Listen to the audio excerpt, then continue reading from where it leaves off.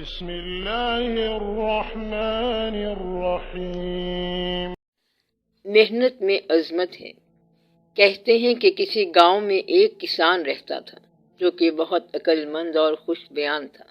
اس کو کوئی غم نہ تھا اور ظاہر تکلیف سے آزاد تھا۔ خدا کی عنایات سے بہت خوشحال اور صاحب ثروت تھا۔ خدا نے اس کو بے حساب رزق دے رکھا تھا۔ تمام عمر شکر کے ساتھ گزاری۔ بالآخر جاں بلب ہوا اور آہ بھرنے لگا۔ اس نے اپنے بیٹوں کو بلایا اور ان سے کہا کہ میرے پاس بے شمار مال و دولت ہے، مگر اس دولت کو میں نے کھیت میں دبایا ہوا ہے اور زمین کے نیچے ایک ہاتھ کے فاصلے پر جا دفن کیا ہوا ہے۔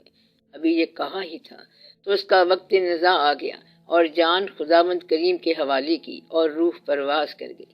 تمام بیٹے متجسس اور نالاں ہوئے کہ ہم کو دولت کی جگہ کا تعین بھی نہیں کر گئے، اب ہم کہاں سے تلاش کریں۔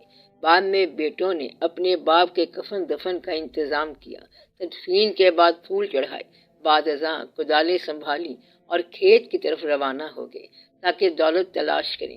کئی ماہ تک کھدائی کرتے رہے مگر سوائے مٹی اور ریت کے کچھ بھی حاصل نہ ہوا۔ وہاں کچھ خزانہ ہاتھ نہ لگا مگر وہاں فصل بسیار پیدا ہوئی اور روز بروز ان کو اس فصل سے وافر مقدار میں دولت ملی۔ پھر ان پر اپنے باپ کی وصیت کا راز افشا ہوا کہ دراصل باپ کا اشارہ اسی فصل کی طرف تھا کہ محنت سے اس فصل کے خزانے حاصل ہوں گے۔ محنت کرو، یہی انسان کا دفینہ ہے اور کیمیائے حاصل بھی ہے۔ یہی عمل انسان کو کندن بناتا ہے۔ اس میں کوئی عیب نہیں ہے اور نہ اس میں کوئی برائی ہے، بلکہ محنت میں عظمت ہے۔